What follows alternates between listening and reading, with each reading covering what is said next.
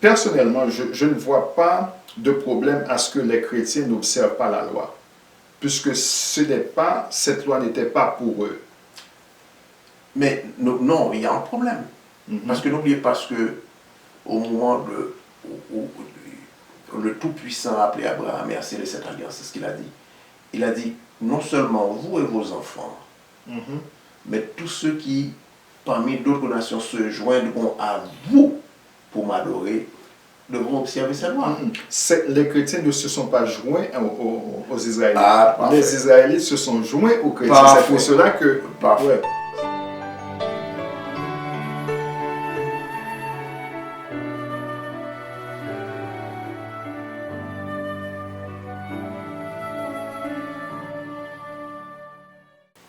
Tu as été rendu témoin de ces choses afin que tu reconnusses que l'Éternel est Dieu, qu'il n'y en a point d'autre. Du ciel, il t'a fait entendre sa voix pour t'instruire, et sur la terre, il t'a fait voir son grand feu, et tu as entendu ses paroles du milieu du feu. Vous connaîtrez la vérité, et la vérité vous affranchira. Bienvenue à notre nouvelle présentation, la présentation numéro 3, le second discours de Moïse. Comment a été votre semaine? Plutôt chargé, avec des signes d'encouragement concernant nos initiatives. Et puis fatigante aussi comme semaine. Mais le Tout-Puissant là, il nous protège. Et nous lui rendons gloire. Comment a été ta semaine? Notre semaine a été bien. Parce que des fois, vous savez, quand il y a des choses qui arrivent dans notre vie, on a tendance à dire « Oh, c'était pas bien ». Mais parce qu'on n'a pas le contrôle de ce qui arrive dans notre vie. Et comme vous le savez, nous avons perdu une de nos voitures cette semaine. On a volé ça. Malheureusement, jusqu'à présent, ça fait déjà près de 6 jours. 6 jours. Et on n'a pas encore retrouvé. Mais nous espérons que tout va finir très bien. Voilà. Parce que heureusement, il y a l'assurance qui peut couvrir tout ça. C'est ça. Ouais. Et nous espérons que cette semaine, encore, nos amis vont bénéficier de cette belle étude, puisque on a préparé, disons, le chapitre 5 de Deutéronome, du livre de Deutéronome pour nos frères et sœurs, avec le second discours de Moïse.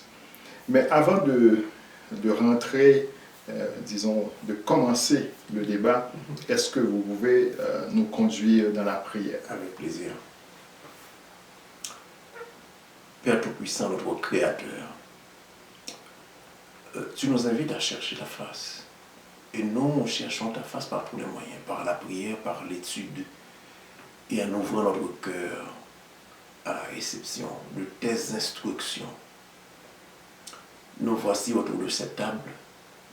Nous sommes tes enfants, nous sommes perdus et nous voulons retrouver la voie vers toi. Alors, montre-nous ce chemin entièrement, parce que tu as promis que ton esprit nous conduirait dans toute la vérité. Baptise-nous de ton esprit, donne-nous de ta sagesse, et bénis chacun de nos amis, de nos frères et nos sœurs, chacun qui va écouter ou regarder cette présentation, que ton esprit reste en eux individuellement et dans la vie de chaque membre de leur famille respective, et que ton nom soit glorifié en toutes choses. Remplis-nous de ta présence, remplis-nous de tes bénédictions et de ta grâce. Nous te prions pour ta gloire, maintenant et à jamais.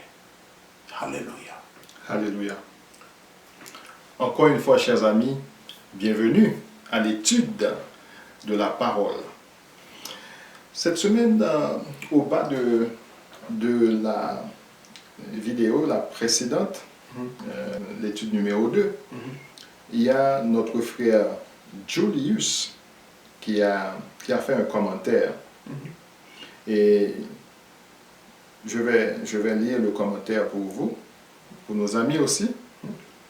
Salut frère, merci, la paix sur vous. mes deux consolations, c'est de voir que la vérité triomphe toujours et espérer que le réveil de mon peuple soit un vrai réveil. Je crois que vous avez déjà compris pas mal de choses, mais que vous avancez avec méthode. J'ai compris votre pédagogie et vous encourage à l'humilité et la clairvoyance qui vous anime. Le principe d'étudier un livre comme la Bible en se référant à l'histoire, à la vraie science, la recherche, les vestiges d'art et archéologie, et surtout la géopolitique, nous aurait longtemps délivrés de la prison du christianisme et des autres.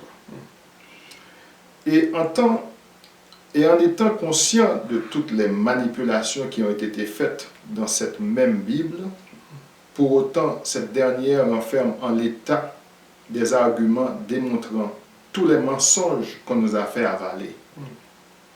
Par exemple, en lisant la Genèse uniquement, on voit déjà que l'Égypte est le pays de référence de la trame biblique et que si les 10 Israélites auraient du sang de notre peuple, il est évident qu'ils avaient en majorité du sang égyptien ou africain, qu'importe, à moins que j'ai des soucis de lecture. Il y a beaucoup à dire, mais force à vous, de la Guadeloupe. Je dis merci à mon frère, à notre frère guadeloupéen. Alors, il a bien compris, je suis d'accord avec lui, mais sauf que nous n'avons pas à espérer seulement que le peuple de Dieu se réveille. Nous travaillons à ce que le peuple se réveille. Nous cherchons dans son identité, nous cherchons dans l'histoire pour trouver son identité et voir qu'il y a une bénédiction extraordinaire et que le réveil, le rappel, le retour à la source est la seule bonne voie. Et la source ultime, c'est le Dieu suprême, pas le Dieu des religions qu'on voit aujourd'hui. D'ailleurs, tu as amené un texte de référence tiré de Deutéronome que nous allons commenter dans quelques instants. Et on va voir que ces paroles qui sont prononcées ici à ce peuple, dont nous avons clairement indiqué l'identité la semaine dernière, ces paroles, les paroles de ces textes de référence que tu viens de lire, constituent un jugement pour les religions d'aujourd'hui. Toutes les religions d'aujourd'hui, que ce soit le christianisme, l'islam ou tant d'autres. Alors, on va y revenir. Donc, il faut qu'on travaille à ce réveil. Voilà. Alors, est-ce qu'on doit dire que le réveil doit être un réveil actif? Il doit être, voilà, tu as tout à fait raison. Ça ne doit pas être un réveil passif. Non, pas du tout. Hein. Ouais. Bon, l'autre frère qui a commenté, il nous a écrit à travers WhatsApp. Bonsoir mes frères, mes bien-aimés frères, initiateurs de l'émission Quête de vérité. En effet, je ne veux pas en croire mes oreilles. En recherchant sur la chaîne YouTube vos émissions, soudainement, j'ai vite réalisé qu'elles ont été stoppées en vue de vous adonner à une autre étude qui n'est autre que l'étude du livre de Deutéronome. Justement, pour ne pas satisfaire les attentes du public, tout en les aidant à voir clairement la véracité de la parole du Créateur, visant à nettoyer les faussetés en découlant. Alors, le fait de regarder ensemble chaque trimestre la brochure proposée par les responsables de l'Église adventiste du 7e jour, fréquemment remplie d'erreurs, captivant les intérêts de plus d'un et même faisant tort aux autres. Par conséquent, pourquoi vous ne continuez pas à éclairer la lanterne de ceux qui veulent et qui sont assoiffés de connaître la vérité en dehors de toute sensibilité doctrinale? Merci, que le Tout-Puissant vous garde. Merci, qu'il vous bénisse aussi. Alors, Pierre, autour de cette table, nous avons lancé cette invitation à nos amis à plusieurs reprises. Disant, écoutez, nous aurions pu utiliser le guide d'études de la Bible proposé par l'Église baptiste, ce qu'on appelle l'école du dimanche, ou bien les autres dénominations. Mais ce qui est à notre portée, c'est ce guide d'études de la Bible de l'Église adventiste qu'on appelle l'école du sabbat, que nous avons utilisée, pas pour attaquer une église en particulier, mais c'est parce que cette brochure est mise à notre disposition et nous avons le droit, en tout cas, de l'étudier. Mais à un certain moment donné, nous avions invité nos amis à nous dire est-ce que nous devions continuer à l'utiliser depuis l'étude du livre des Actes, d'ailleurs, au cours de l'été. Nous avons demandé à nos amis de réagir, nous n'avons pas reçu de feedback. Les seuls feedbacks que nous avons eus, ce sont des amis qui ont trouvé cette brochure, c'est leur petit veau d'or, qui voulaient défendre à tout prix, et les autres sont restés, la majorité est restée silencieuse. Donc à un certain moment, je me suis dit, bon, ben, il n'y a pas d'intérêt, et d'autant qu'il y a des frères et des sœurs aussi qui nous demandaient de partager beaucoup plus. Alors, nous avons beaucoup d'informations à partager, comme tu viens de le lire dans le commentaire du frère Julius. Mais nous voulions justement procéder systématiquement en montrant, par exemple, le livre des Actes. Il y a des choses qu'on ne veut pas, auxquelles on ne veut pas toucher, qui sont très claires. Personne ne veut toucher au fait que Paul a offert des sacrifices d'animaux, par exemple, en même temps qu'on nous dit qu'il prêchait le sacrifice de Jésus, entre guillemets, et qu'on n'avait pas besoin d'offrir des sacrifices, et que tout le système de la loi s'est aboli. Et il y a les protestants aujourd'hui, ils disent la loi est abolie. Les musulmans, ils disent bon, ils s'en foutent pas mal. Et il y en a, l'Église adventiste dit bon, mais il y a une partie qu'on appelle loi morale qui est maintenue, l'autre partie, c'est une vieille distinction de Tertullien qu'ils ont reprise. Alors, nous avons demandé à nos frères d'interagir avec nous. Souhaitez-vous que nous continuions à utiliser ce guide? Personne n'a rien dit. Bon, maintenant que nous avons commencé ce livre, bon, là maintenant nous avons plusieurs réactions pour nous dire on devrait commencer. Bon. On devrait étudier dans la brochure. En clair, il y a deux raisons pour lesquelles nous avons choisi de mettre ça de côté. Premièrement, nous voulions l'utiliser pour...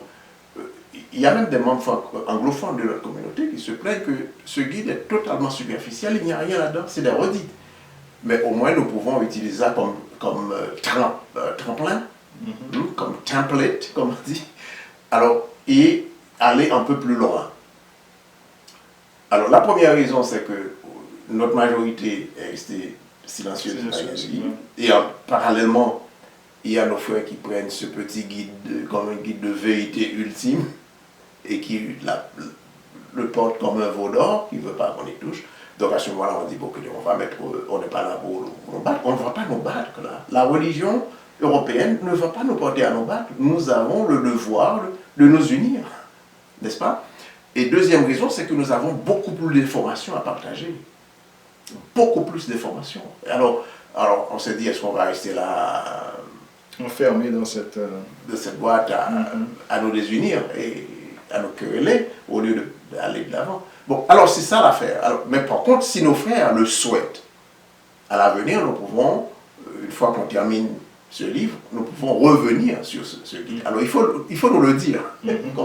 Mais aussi le guide va dans tous les sens, certaines fois. Il y a plusieurs sujets. Oh ben, nous avons fait un bon travail de recentrer. Là, ils font une étude thématique, je pense, au lieu d'une étude systématique. Bien que le risque de cette étude thématique soit de prendre des références qui sont très spécifiques à des contextes particuliers et de vouloir les généraliser. C'est ça là, le problème, n'est-ce pas? Mais par contre, à l'avenir, nous réservons le droit, sur le demande de nos amis. Nous sommes ici dans cette communauté et personne officiellement ne nous dit qu'on n'a pas le droit de le faire. Une chose que je devrais ajouter. J'ai parlé à 3 amis qui travaillent comme missionnaires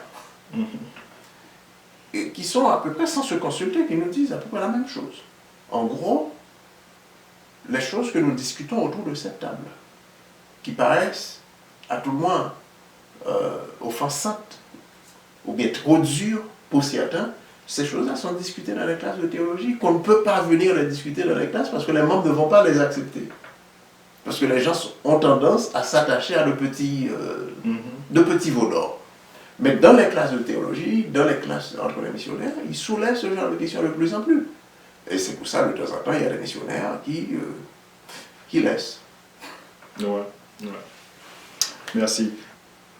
Et nous voulons aussi remercier tous ceux qui ont commenté la semaine passée au bas de la vidéo, de la deuxième présentation. Et nous invitons nos amis aussi à s'abonner à notre chaîne YouTube Quête de vérité.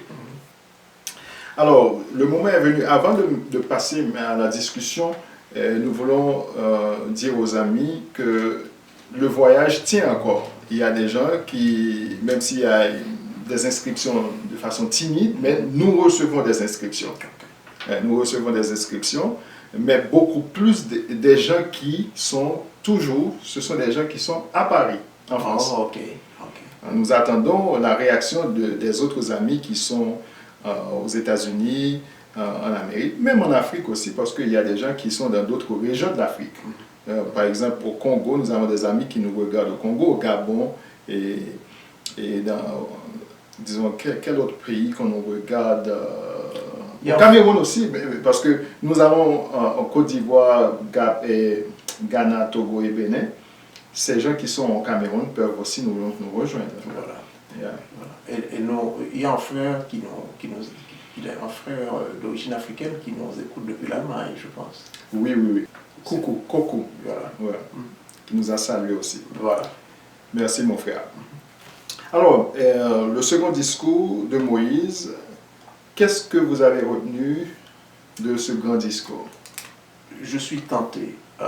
Nous avons fait un résumé du premier discours la semaine passée. Mais ces discours sont intenses. Et le contenu est profond. Et même tout au cours de la semaine, je continue à penser, je me suis dit, est-ce qu'on a rendu justice à tout ce qu'il y a là en résumant tout simplement. Le livre est long, nous n'avons pas le choix que de procéder ainsi.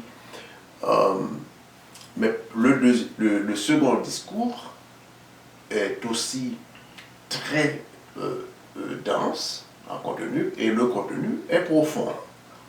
Alors nous faisons un petit saut, le texte que tu viens de lire, je pense c'est au chapitre 4. Nous étudions cette parole pour qu'elle nous guide. Moïse, qui fait le discours à la veille de sa mort, il a dit que je vais mourir, et voilà, comme prophète et comme prédicateur, le testament que je vous laisse de la part du Très-Haut. Et dans ce texte, il y a quelque chose d'extrêmement, je trouve, d'extrêmement intéressant. À 3, il t'a été donné de voir. Il s'adresse à chaque Israélite de façon individuelle, n'est-ce pas? Il t'a été donné de voir. Pour que tu saches que c'est le Seigneur. Là, il n'a pas nommé le nom du Dieu très haut parce que c'est trop sacré pour le dire. Parce que Seigneur, Dieu, ce sont des attributs, des qualificatifs. Donc, il emploie 2 qualificatifs, ou bien 2 attributs. C'est le Seigneur qui est Dieu. Il n'y en a pas d'autre que lui. On ne peut pas combiner d'autres dieux pour me dire qu'il y en a un mais. Le mais vient du diable. Et puis ça a été combiné pour former un triumvirat. Nous avons étudié cette chose, n'est-ce pas? La Trinité. Et j'en ai discuté à un ancien leader de l'Église, qui était vice-président d'une conférence. Et quand je lui apportais des preuves, je lui citais des références, tu sais ce qu'il m'a répondu? C'est un anglophone.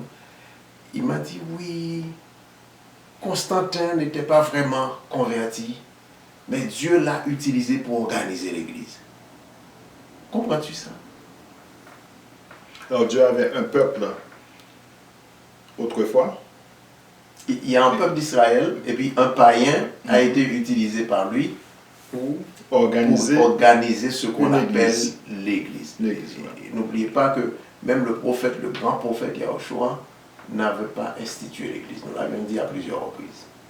Okay? L'Église est une invention des Romains et des Grecs. Bon. Alors, la deuxième partie du texte que tu viens de lire, elle a dit, alors la première partie a insisté sur le fait t'a été donné de voir qu'il y a un Dieu unique. Il n'y en a pas deux. Ça ne se combine pas. La deuxième partie, il a dit, du ciel, il t'a fait entendre sa voix. Les Israélites ont entendu la voix du Dieu très haut. Ils ont vu et entendu. Comment?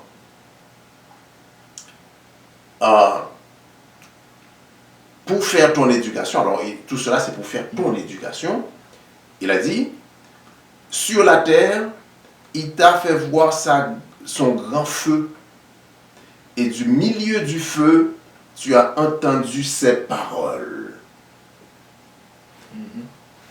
La révélation du Dieu très haut est publique. On n'a pas affaire à un mec qui va venir, j'ai eu une vision.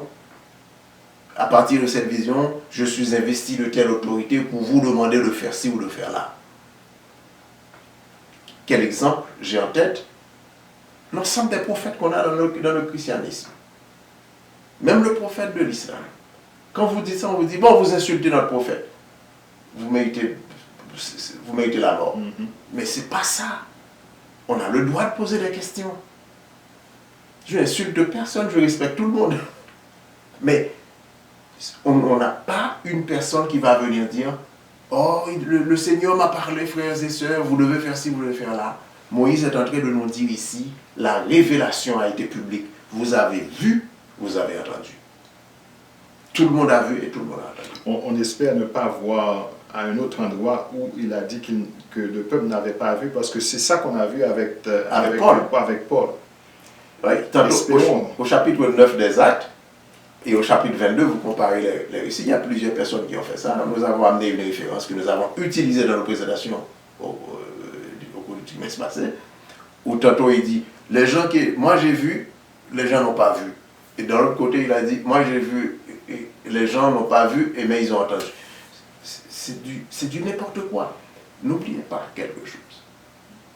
Pour les gens qui s'attachent à cette Bible de la chrétienté qu'on appelle le Nouveau Testament, pour une grande partie, c'est une pâle copie. Et les théologiens commencent à s'en rendre compte de plus en plus. Ils ont commencé. Peut-être nous nous sommes rendus compte un peu plus tard. Mais ils l'ont déjà dit depuis longtemps. Dans plusieurs parties, c'est une pâle copie de la Torah. Point barre. Bon. Alors, c'est peut-être pour ça qu'on dit que la Bible ne se contredit pas. Oh, ben pour nous faire avaler le serpent, quoi. C'est pour nous faire avaler le serpent. Et ce texte, Pierre, les versets 35 et 36 de Deutéronome, constituent un jugement contre toutes les religions d'aujourd'hui. Toutes. Le christianisme, l'islam et les autres. Le peuple a vu et entendu. Vous n'avez pas d'excuses. Bon, elles peuvent toujours se défendre. Et elles peuvent toujours se défendre. Oui, c'est la logique humaine qui guide ces choses-là, non? Bon, oui, ça c'est pourquoi tant de personnes sont prisonnières dans ces religions-là. Et n'oubliez pas, dans le dernier discours, nous le faisons pour rappeler à nos frères et nos sœurs ce que le prophète Moïse est en train de nous dire ici. Il a dit, cette loi que je vous donne aujourd'hui, c'est votre guide. Et ne faites pas d'idolâtrie. Si vous vous détournez de cette loi, voilà ce qui va vous arriver. Je fais un petit rappel, c'est tellement important. Au verset 28 et au verset 29, au verset 30 du chapitre 4 de Deutéronome, il est dit, si vous vous détournez de cette loi, alors voilà ce qui va se passer. Vous allez être emmenés en esclavage à nouveau. Parmi toutes les nations, vous allez être dispersés. Ils vont vous détester. On arrive au chapitre 28 à un certain moment donné. On arrivera, je devrais dire. Pas aujourd'hui.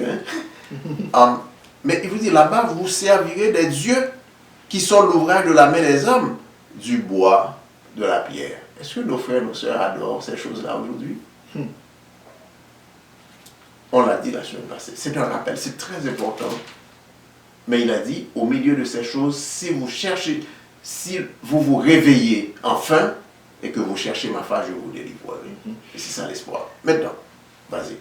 Alors, en vous écoutant, en lisant le passage dans Deutéronome 4, le dernier passage, ça m'amène à comprendre que l'un des péchés capitaux, si on peut s'exprimer ainsi, c'est quand le peuple s'adonne à adorer d'autres dieux. L'idolâtrie. Et c'est l'un des commandements phares. Phare, voilà. Le Créateur a dit, tu n'auras point d'autres dieux devant ma face. Et ça m'amène à poser cette question. Est-ce que même son fils aussi, parce qu'on nous a présenté un fils qui est devenu Dieu un seul avec son Père, parce qu'il a dit, tu n'auras pas d'autres dieux devant ma face. 3 personnes, 3 dieux. Est-ce que les autres... Nous avons beaucoup discuté de la Trinité. Ouais. Et nous avons vu que ça a été une invention des Romains. Et que lui-même, Yahushua, dans sa mission sur Terre, il ne s'est jamais considéré comme égal à Dieu ou bien comme Dieu. Et le concept fils de Dieu, c'est un concept déjà suspect. Non seulement que ce n'est pas nouveau, et c'était là dans toutes les religions, même dans le mitraïsme, le mitraïsme que le christianisme d'aujourd'hui observe. Si vous célébrez le Christmas, la Noël, vous êtes en train de célébrer la naissance du dieu Mitra. C'est l'anniversaire de naissance du dieu Soleil. Vous êtes dans le polythéisme. La Trinité, et on peut prendre des exemples pour nos amis haïtiens, je ne sais pas, peut-être si dans les Antilles ils sont ces choses-là, où le christianisme, le catholicisme était la seule religion de référence. Mais les fêtes champêtres, c'est quoi? C'est aller célébrer des saints, non? C'est du polythéisme. Il y a un Dieu unique. Et les gens pensent qu'on peut prier Dieu au nom de Marie, au nom de un tel, au nom de un tel. C'est du polythéisme. Ok. Et c'est ça, il y a un mouvement qui a été vraiment banni dans le christianisme. C'est les gnostiques. Gnosticisme, c'est des gens qui disent vous n'avez pas besoin d'intermédiaire, vous parlez au Dieu créateur. Bon. Ok. Bon, Moïse a dit, moi j'étais là pour vous guider, mais le Tout-Puissant vous a parlé directement, donc il n'y avait pas vraiment d'intermédiaire, même si plus tard on va nous parler Moïse comme intermédiaire dans ce discours. Alors on arrive maintenant un petit peu plus au cœur de ce deuxième discours de Moïse. Le premier discours est un préambule au second. Et au début du premier discours, vers la fin du chapitre, du deuxième discours, je veux dire, il a dit, voici les exigences, les lois et les coutumes que Moïse proclama pour les fils d'Israël à leur sortie d'Égypte, quand ils étaient au-delà du Jourdain, dans la vallée en face de Beth-Péor. Il y en a qui disent que ces lois étaient pour des Israélites. Croyez-vous qu'il y a aujourd'hui, j'ai une cousine, j'espère qu'elle m'écoute, je ne l'ai pas entendue depuis des dizaines d'années là, et qui me disait quand j'étais plus jeune, oh ces choses étaient pour les Israélites. Mais elle ne savait pas, elle-même était israélite. Peut-être qu'elle ne l'est pas, on ne sait jamais. Oh non, c'est du... comment ça s'appelle, le brainwash. C'est du lavage du cerveau, du christianisme, c'est tout. Bon, alors, n'oubliez pas une chose qu'on a établie quand on dit que le peuple noir était, les Hébreux, le peuple que Moïse a conduit au bord du Jourdain était un peuple noir. Là, on a proposé la semaine passée le livre qui apparaît sur la photo de la présentation, la dernière présentation. C'est la 13e tribu. Ceux qui parlent anglais peuvent le lire aussi. Alors ça, c'est la version en français. La version anglaise, c'est the 13 Tribes, qui vous montre l'origine de ces gens-là qui sont en Israël aujourd'hui. Encore une fois, ce n'est pas pour les détester, mais c'est pour tout simplement dire qu'ils sont des descendants de convertis à la religion des Israélites, qui n'étaient pas ces Israélites. Et ils le reconnaissent d'ailleurs.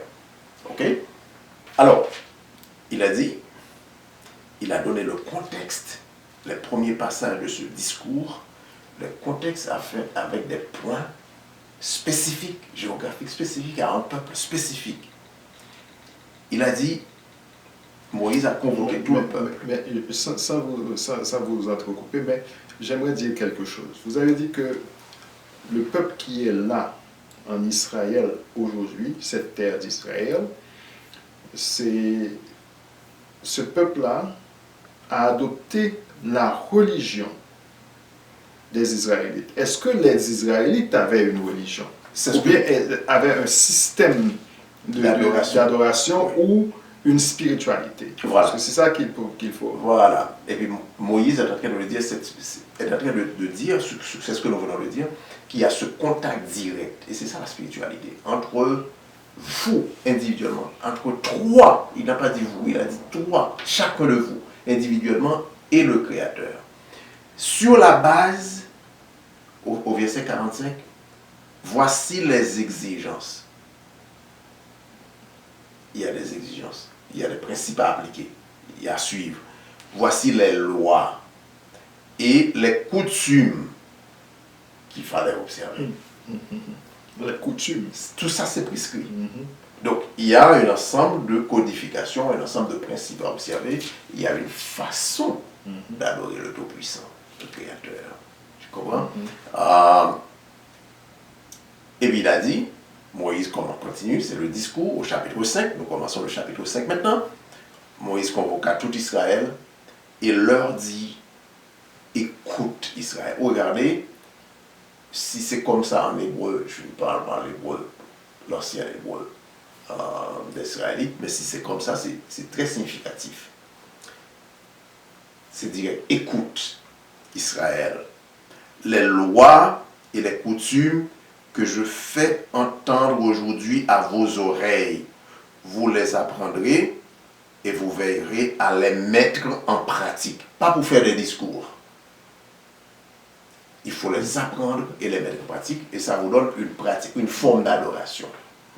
Vous avez dit, c'est pas pour faire des discours. Qu'est-ce que vous voulez dire par là? Pas seulement pour faire des discours, Ok, pas seulement. Ouais.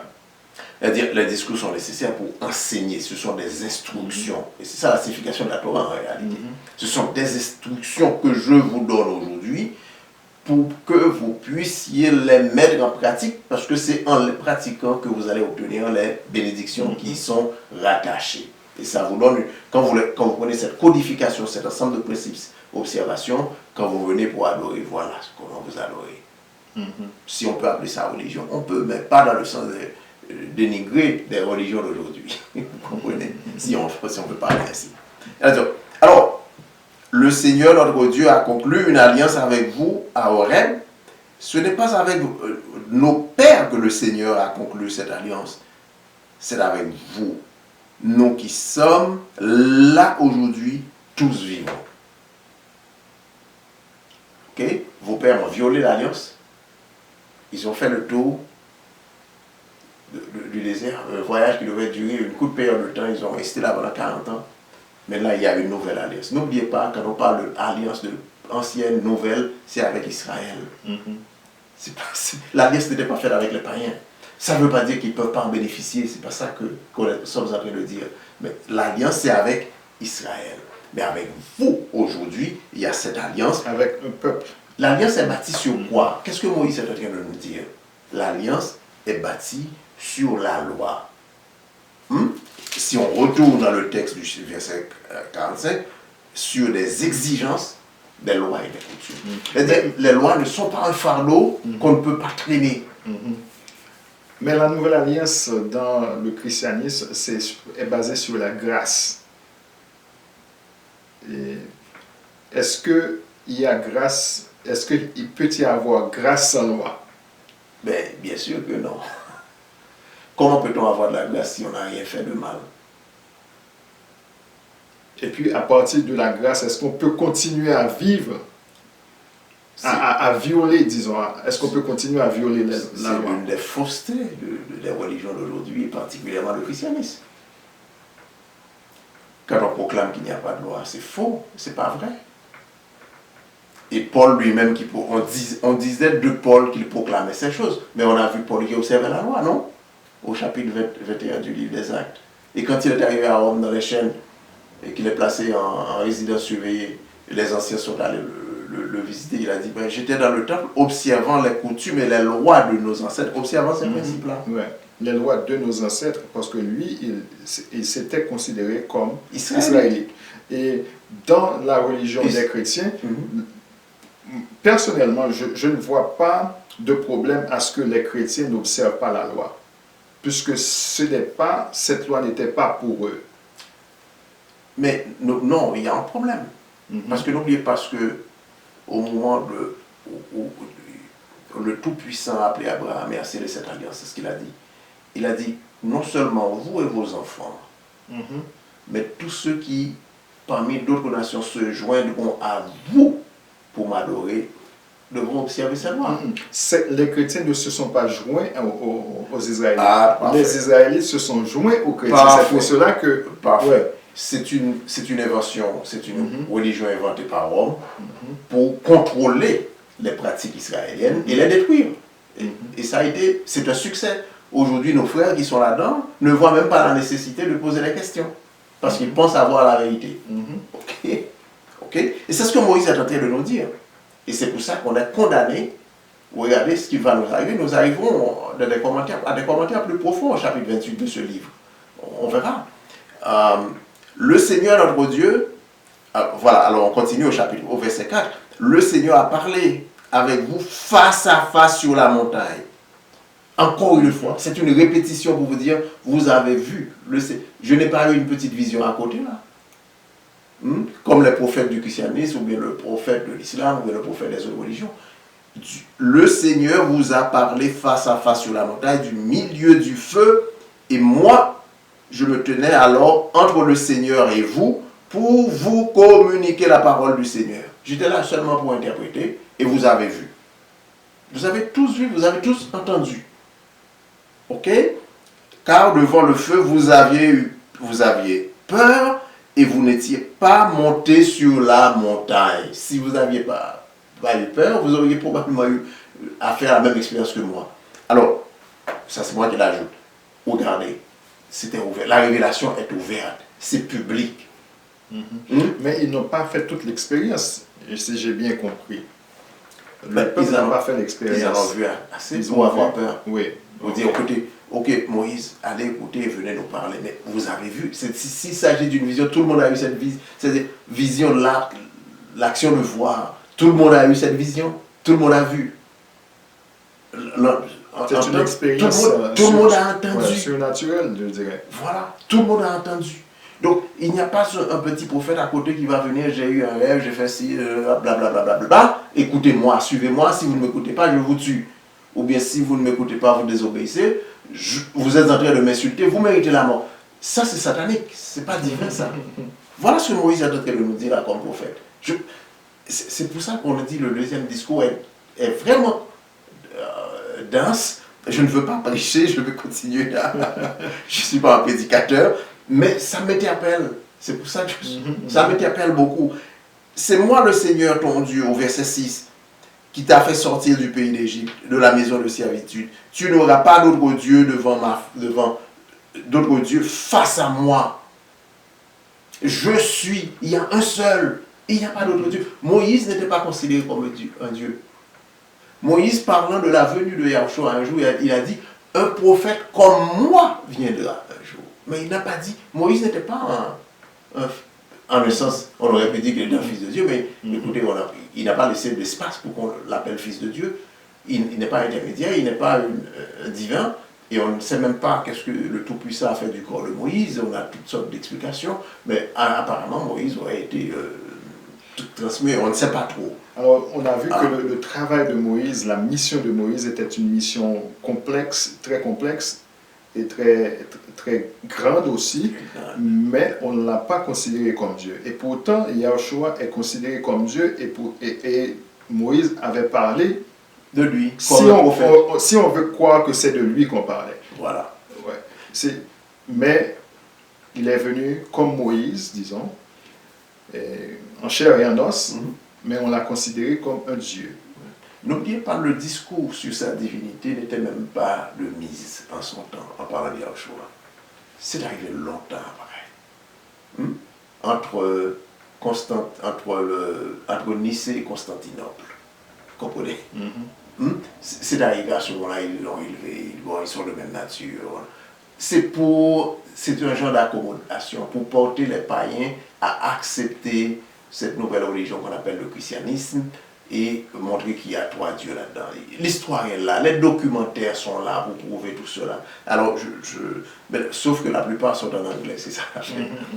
Bon, alors, il a dit, tu ne feras pas d'idole, rien qui ait la forme de ce qui se trouve au ciel là-haut, sur la terre ici-bas, ou dans les eaux sur la terre. Qu'est-ce qu'on voit aujourd'hui? On voit dans les églises des saints où les gens vont venir faire de petites croix devant des marbres, ou devant un morceau de bois, où les gens vont faire le tour devant une grosse pierre noire. Mais ici, il avait dit de ne pas faire de représentation du tout. Il a parlé des choses, mais pas d'image de personne.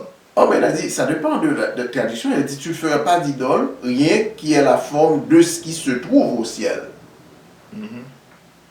C'est ça, c'est ce que je lis là de la Torah. Rien. On n'a pas besoin de faire des formes d'anges ou des formes et l'adorer en plus. Saint-Pierre prier pour nous, Saint-Joseph prier pour nous, ou le chapelet pour faire. Tout ça, c'est de l'idolâtrie. C'est là. Nous n'avions pas inventé. Vous comprenez? Évitez cette chose. Tu ne te prosterneras pas devant ces dieux et tu ne les serviras pas, car c'est moi le Seigneur ton Dieu, un Dieu jaloux, poursuivant la faute des pères chez les fils et sur 3 et 4 générations, s'ils me haïssent, mais prouvant sa fidélité à des milliers de générations, si elle m'aime et garde mes commandements.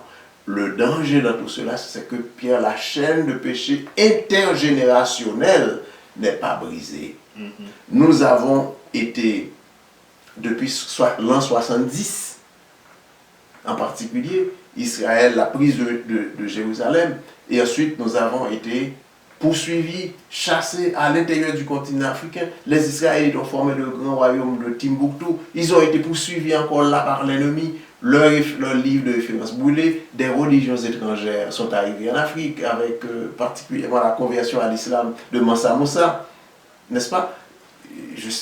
Il y a une région au Mali, on ne peut même pas citer son nom, vous comprenez? Mais on n'insiste pas sur l'aspect religieux, mais sur le fait qu'il a dilapidé, qu'il a ouvert le trésor de l'Afrique,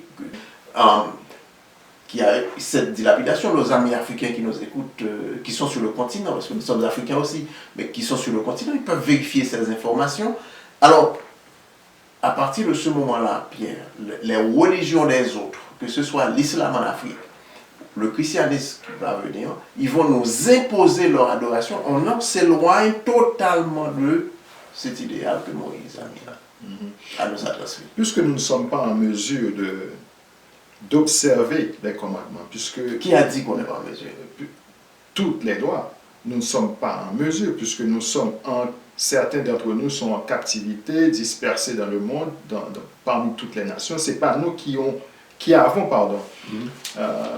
le monopole dans l'économie, dans le politique.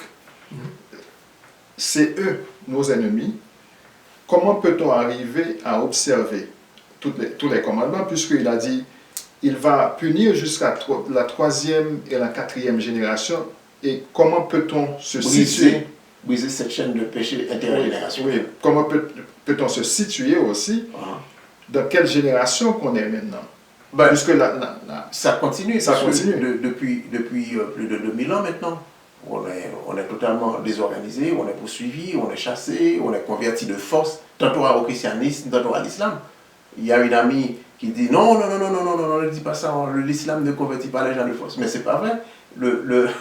Il n'oublie pas l'arrivée de la première vague de Babyloniens en Afrique du Nord. Mais tout le monde a été vous convertissez, ou vous payez la taxe, après une taxe spéciale, même à Médina, c'était comme ça. Mais si vous ne payez pas, vous ne vous convertissez pas, c'est la mort. À un certain moment, l'intolérance est montée, bon, c'est la conversion ou la mort. C'était comme ça. Bon, alors, la réponse à la question, c'est le réveil. Le réveil, c'est en recherchant, en entendant la voix de l'Esprit en nous, pour rechercher la face du Tout-Puissant. et de constater qu'on est sur une mauvaise voie. Le verset 29 du chapitre 4, je retourne pour répondre à la question, il a dit, alors là-bas, là où nous sommes dispersés à ne pas observer la loi du Dieu très haut, et de là-bas, vous rechercherez le Seigneur, ton Dieu. Regardez bien le chant de vous et de ton. Vous recherchez le Seigneur, ton Dieu. Collectivement, chacun, nous cherchons le Tout-Puissant, n'est-ce pas? Tu le trouveras si tu le cherches de tout ton cœur, de tout ton être. Quand tu réalises que je suis perdu, parce qu'on me fait adopter des religions, des choses comme ça, qui n'ont rien à voir avec l'idéal qui nous a été fixé, on crie au Dieu très haut. Nous le cherchons par la prière, par l'étude. Il a promis, si nous le faisons de tout notre cœur, de tout notre être, nous nous attelons à le rechercher, il va envoyer quelqu'un comme Moïse. C'est ce qu'il a promis ici. Et dans le chapitre 5, c'est encore une répétition des 10 commandements qu'on voit ici, qu'on a trouvé déjà dans Exode 20. Et on a parlé du jour du repos. Concernant le jour du repos, il a parlé du 7e jour. Est-ce que n'importe quel 7e jour peut être appliqué, puisque si aujourd'hui je ne suis pas dans le pays que l'Éternel a choisi pour m'installer, je suis en dispersion, il y a un calendrier qui est produit par la nation dans laquelle je me trouve. Je commence, ils m'ont donné un calendrier, il y a le 1er jour jusqu'au 7e jour. Le 7e jour que je trouve là, est-ce que c'est le 7e jour que je dois adopter ou bien que c'est le calendrier du Créateur que je dois... Est-ce qu'on connaît vraiment le calendrier du Créateur? Bon, alors, je sais que tu poses cette question pour la plupart de nos amis, parce que je sais que tu connais la réponse très bien. Mais tu as parfaitement raison, c'est que le christianisme a produit un calendrier qu'on appelle le calendrier grégorien, qui fixe la rotation des jours, alors que les jours n'étaient pas fixes. La durée des jours était limitée par les luminaires. Si quelqu'un prend le récit de la Genèse, à moins que le récit de la Genèse ne me dise pas la vérité, le Créateur a institué, est venu avec les luminaires pour présider au jour et à la nuit. Et on a parlé en ce qui concerne le sabbat, que le sabbat n'était jamais un jour fixe, le 7e jour de la semaine, c'était déterminé par la nouvelle lune. Chaque nouvelle lune est marquée par le soleil. Alors la nouvelle lune est marquée par la lune, mais la durée du sabbat autour de cette nouvelle lune est marquée par le soleil d'un soir à l'autre soir.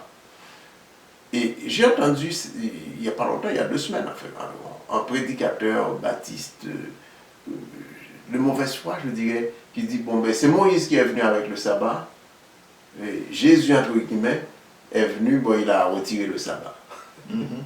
Mais c'est de la mauvaise foi. Et quand le peuple était en esclavage en Égypte, comme nous, nos ancêtres ont perdu l'usage de l'exercice de leur volonté d'adorer, parce qu'ils étaient soumis par leurs propres cousins égyptiens en esclavage, aux travaux forcés. Ils n'avaient pas la liberté pour aller adorer le Dieu Tout-Puissant. Ils perdaient la pratique du sabbat. Et une fois qu'ils sont libérés, ce que le Tout-Puissant est en train de dire par Moïse ici, maintenant vous êtes libres, vous n'avez aucune excuse. L'esclavage, j'ai mis fin à l'esclavage pour vous, vous avez vu mes œuvres, et là maintenant je vous rappelle que vous devez maintenant observer le sabbat. Mais à partir du calendrier... À partir du calendrier luno-solaire. Ok. J'ai trouvé dans Ecclésiastique, le livre de Siracide, c'est ça, 43, c'est verset 43, Ecclésiastique 43, verset 6 à 8, ça nous dit, la lune aussi, toujours exact à marquer les temps, signe éternel. C'est la lune qui marque les fêtes. C'est Astre qui décroît après son plein. C'est d'elle que le mois tire son nom. Elle croit étonnamment en sa révolution, enseigne des armées célestes brillant au firmament du ciel. Le Siracide est en train de confirmer ce qui est dit dans la Genèse. Et ce que nous sommes en train de dire, elle est en train de confirmer la validité permanente du calendrier luno-solaire, je pense. Ben, le texte que tu viens de dire dit beaucoup plus que ça, mais en ce qui concerne particulièrement le sabbat, c'est ce qu'il est en train de nous dire. Voilà. Donc le bon calendrier à rechercher, à moins c'est le calendrier luno-solaire. Alors si les gens cherchent pour voir l'historique de l'établissement du calendrier grégorien, comment ils ont délimité les jours, ils ont changé les temps et la loi, c'est quelque chose de significatif. Alors, une chose à dire que nous avions déjà mentionné autour de cette table-là, parce que nous avançons vers la fin de la présentation. Même les 10 commandements que Moïse répète. N'oubliez pas, Moïse vient d'Égypte. Le peuple vient d'Égypte. Il ne faut jamais croire que l'Égypte n'avait pas de spiritualité. Qu'il n'y avait pas de principe d'adoration du Dieu très haut en Égypte. C'est une erreur de croire en cela. Les 10 commandements sont en réalité une partie de l'ensemble des lois qui existaient, des lois de ce qu'on appelle du système des mystères en Égypte. Le christianisme a fait une copie de l'ensemble de tout cela pour former ce qu'on appelle le Nouveau Testament. Et il y a des preuves, il y a des traces, il y a des évidences. Et les 10 commandements qu'on retrouve ici, ce que nous sommes en train de dire n'invalide pas ce qui est ici. Nous sommes seulement en train de dire, et là j'ai des références pour vous, lisez docteur Yosef Ben Yochanan, il a cette présentation, et ces 10 principes sont une partie de l'ensemble de lois qui, cet ensemble-là, faisait partie de ce qu'on appelle le système des mystères, le système d'enseignement religieux des Égyptiens. Alors il ne faut pas oublier. Et Moïse en fait la synthèse ici, et parmi ces principes, il y a l'observation du sabbat qui est rappelé. Et il y a un ensemble d'autres commandements. Et Moïse est en train de dire, écoutez, ne vous trompez pas, votre cœur est à découvert devant le Dieu très haut. Vous devez faire ces choses-là. Il a insisté pour dire, écoute Israël, le Seigneur, notre Dieu, est le Seigneur. 1. Verset 4 du chapitre 6. N'est-ce pas? On n'a pas le temps de toucher, mais je veux tout simplement amener ce verset comme en conclusion. Il dit, il a insisté, écoute Israël. Le Seigneur, notre Dieu, est le seul. Est le Seigneur. 1. C'est une traduction de la Tombe ici. Il n'y a pas d'autre Dieu. Il n'y a pas de Trinité ici. Il n'y a pas de prophète qu'il faut adorer, qu'il faut pas, il faut rien dire, il faut pas questionner. Il y a un seul, et c'est lui. Il n'y a pas d'autre.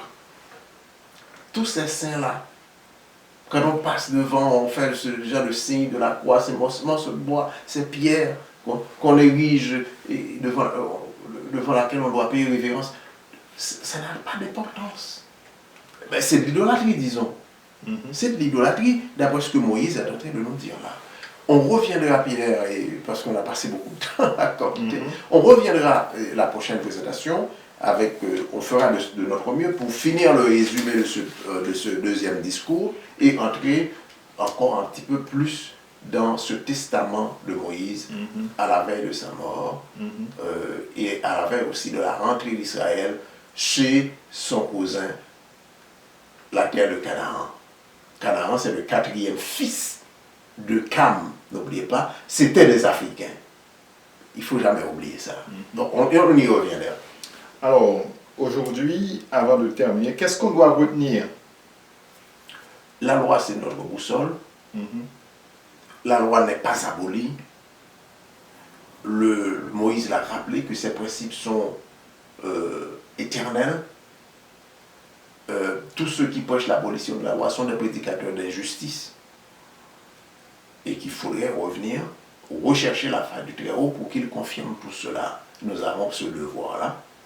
Et le discours nous rappelle en partie l'ensemble des principes spirituels du système des mystères égyptiens qui se trouve au chapitre 5 et que Moïse est en train de rappeler pour dire c'est la source de la force du peuple. Et si on se départit, comme la plupart de nos ancêtres l'ont fait, on se départit de cela, ce qui en résulterait, ça serait une mauvaise expérience, très mauvaise expérience, qui nous amènerait à être dans l'idolâtrie.